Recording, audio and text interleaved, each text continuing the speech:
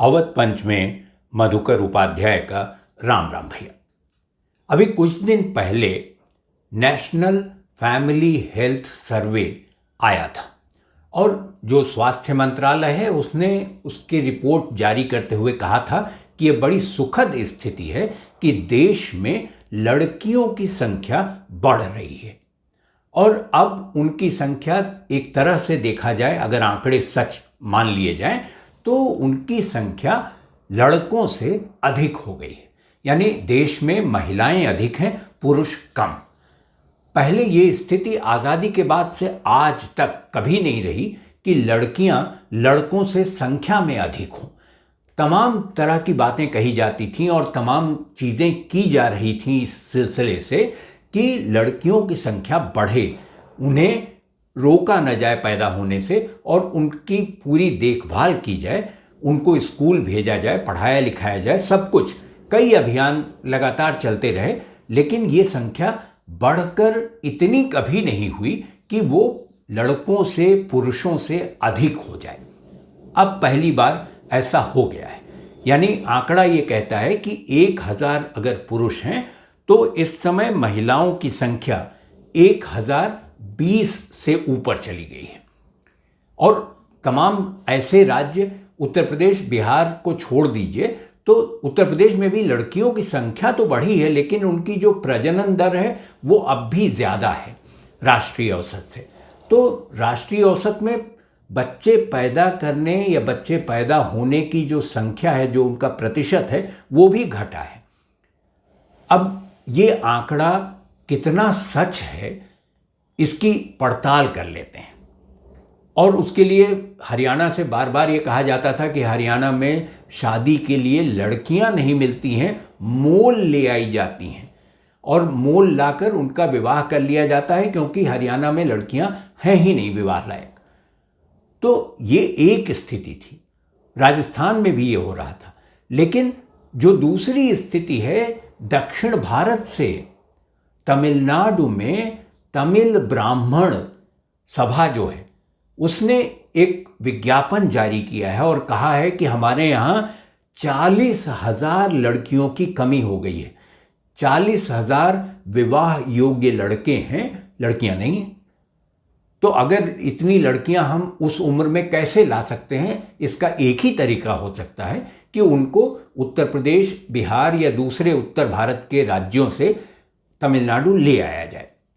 जो इसके अध्यक्ष हैं, तमिलनाडु ब्राह्मण एसोसिएशन बनी हुई है, उसके अध्यक्ष हैं एन नारायणन।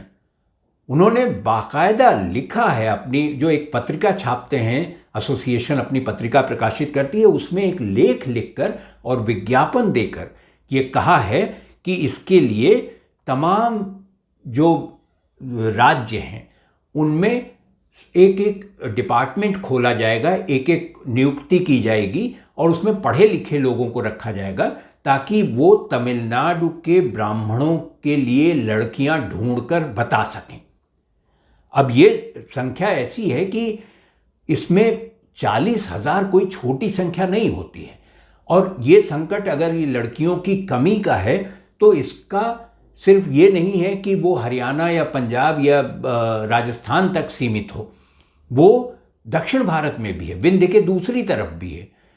तो अब जो उन लोगों ने कहा है कि ये कोऑर्डिनेटर जो नियुक्त किए जाएंगे, इनकी पहचान कर ली गई है, उनको बाकायदा तनख्वाह दी जाएगी, वेतन दिया जाएगा, सिर्फ ये बताने के लिए कि इतनी लड़कियां हैं जो इस राज्य से या इस ज़िले से तमिलनाडु में विवाह करने के लिए तैयार हैं, विवाह योग्य हैं और उनके परिवार का जो पृष्ठभूमि है उसकी वो ये है।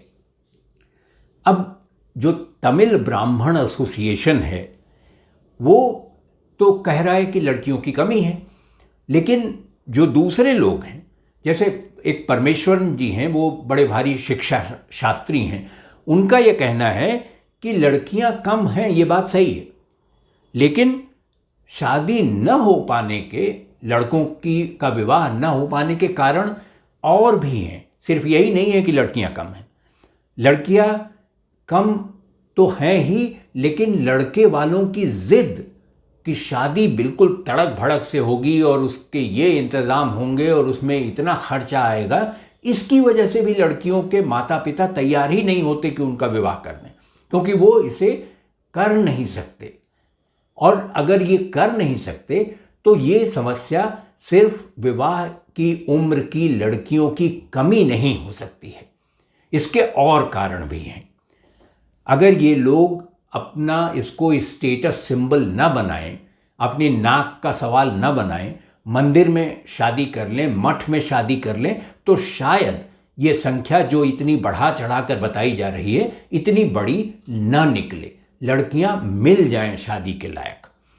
अब उत्तर प्रदेश में लोग कहते थे, और पुराने ज़माने में बचपन में हमने भी सुना है, कि बारात जाती थी तो 3 दिन 4 दिन जनवासे में रुकती थी और उसके साथ नौटंकी कंपनी और नाचने वालियां और तमाम तरह की चीज़ें साथ में चलती थीं उनके मनोरंजन के लिए। तमिलनाडु में आज भी ये होता है, शादियां 2-3 दिन तक आम तौर पर चलती हैं और 3 दिन के उस आयोजन का खर्च कितना बड़ा होता है ये किसी लड़की के पिता से ही पूछना चाहिए, क्योंकि वही बता सकता है, सारा बोझ उसके सिर पर आता है। तो ये तमिल और तेलुगु ब्राह्मणों की एक समस्या है। वो तमिल ब्राह्मण जो तेलुगु मूल के हैं या तेलुगु भी बोलते हैं और तमिल भी बोलते हैं, और ये माधवाचार्य की परंपरा वाले जो हैं, जिनको मधवा कहते हैं, उनकी भी समस्या है। तो मधवा लोगों ने तो ये कह दिया, मधवा वैष्णव हैं, और मधवा लोगों ने कह दिया है कि दूसरे उसमें विवाह करने में कोई रोक टोक नहीं है और ऐसा करना चाहिए। और अब वो शैव परंपरा के मानने वाले हैं ज़्यादातर जो तमिल ब्राह्मण हैं, लेकिन अब मध्वाचार्य की जो का रास्ता था वो अख्तियार करने के लिए तैयार हो रहे हैं धीरे धीरे, कि वो किसी भी जगह से लड़की ला सकते हैं, विवाह कर सकते हैं उनसे, वो वैष्णव हो तो भी कोई समस्या नहीं है। तो ये समस्या सामाजिक रूप से तो एक बड़ी समस्या है ही, और ये कहना कि ये केवल उत्तर भारत तक सीमित है सही नहीं है। दक्षिण में एक उदाहरण है जिसका हवाला मैंने अभी आपको दिया, लेकिन समस्या विवाह और विवाह योग्य लड़के और लड़कियों की नहीं है। एक ओर तो सरकारी आंकड़ा कहता है कि लड़कियों की संख्या बढ़ गई है, दूसरी ओर स्थिति ये है कि शादी के लिए लड़कियां नहीं मिल रही हैं। तो आंकड़े या तो झूठ बोल रहे हैं या आंकड़ों पर भरोसा नहीं किया जा सकता। एक छोटा सा किस्सा सुनाकर मैं अपनी बात ख़त्म करूंगा। एक मास्टर साहब थे, आंकड़ों के बारे में है। एक मास्टर साहब थे, उनके 3 बच्चे थे और वो नदी पार करके उनको कहीं जाना था। तो तीनों बच्चों के साथ वो गए, छोटे छोटे बच्चे थे। तो वो और 3 बच्चे, 4 लोग, उन्होंने नदी की गहराई नापी मास्टर ने, और गहराई नाप कर उसका औसत निकाला, अपने बच्चों की लंबाई नापी, उसका औसत निकाला और पाया कि ये बच्चे नदी से पार हो जाएंगे। जब नदी में उतरे वो और उस पार गए तो उस पार अकेले मास्टर पहुंचे, बच्चे पानी में बह गए। इसलिए कि आंकड़े जो हैं, आंकड़ों का औसत बहुत खतरनाक हो सकता है। इसलिए जो नेशनल फैमिली हेल्थ सर्वे है उसके आंकड़ों पर भी आंख मूंद के भरोसा मत कीजिएगा, वरना आपको तमिलनाडु की तरह के किस्से और राज्यों से भी सुनने को मिल सकते हैं। तो आंकड़ों की ज़रूरत है, लेकिन आंख मूंद कर भरोसा करने की ज़रूरत कतई नहीं है। अवध पंच में आज इतना ही। अगले अंक में भेंट होगी, तब किसी और विषय पर चर्चा करेंगे।